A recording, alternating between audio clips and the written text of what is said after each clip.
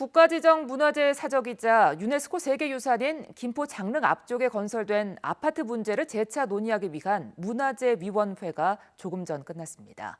건설사들이 내놓은 개선안과 문화재청의 외부 전문가 등과 진행한 방안 등이 논의됐는데요. 하지만 오늘도 결론을 내지 못했습니다. 취재기자 연결합니다. 김현우 기자. 네, 문화생활과학부입니다. 네, 우선 문화재위원회 회의 결과부터 전해주시죠. 네, 말씀하신 대로 오늘 오후 3시부터 시작된 문화재위원회는 조금 전 끝났습니다. 세계문화유산인 김포 장릉의 경관 일부를 훼손한 채 건설된 아파트 문제를 논의하기 위한 세 번째 위원회였습니다. 오늘 역시 이른바 왕릉 앞 아파트 문제 해결에 대한 최종 결론을 내지 못하고 보류로 결정났습니다.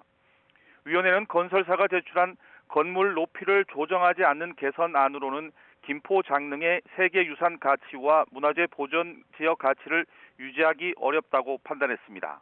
그러면서 건축물 높이를 조정하는 안을 2주 내로 제출받은 후 재심의하기로 했습니다.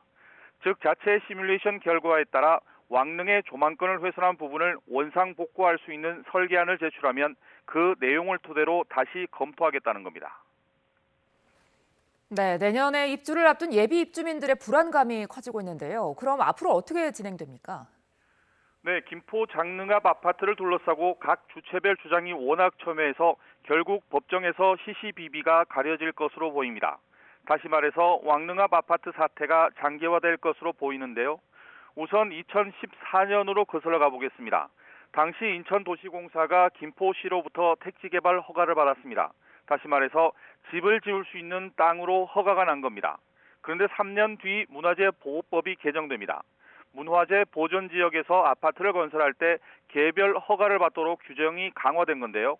결국 이번 사태의 핵심은 2014년도에 받은 허가가 고시 개정 이후에도 유효하냐 아니냐를 따져보는 겁니다. 이와 관련해 문화재청은 허가를 받지 않고 건물이 올라갔기 때문에 불법이다 이렇게 주장하고 있습니다. 이에 대해 건설사와 2019년 주택건설 사업계획 허가를 했던 인천 서구청은 아니다. 이미 2014년도에 문화재 현상 변경 허가를 받았고 이후 규정이 개정됐더라도 소급 적용하는 건 잘못이다. 이렇게 반박하고 있습니다.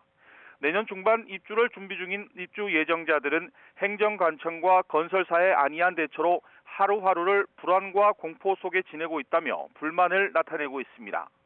이처럼 입장이 워낙 첨예하다 보니 아파트 철거냐 존속이냐를 결정하는 건 결국 법원에서 시시비비가 가려질 가능성이 높아졌습니다.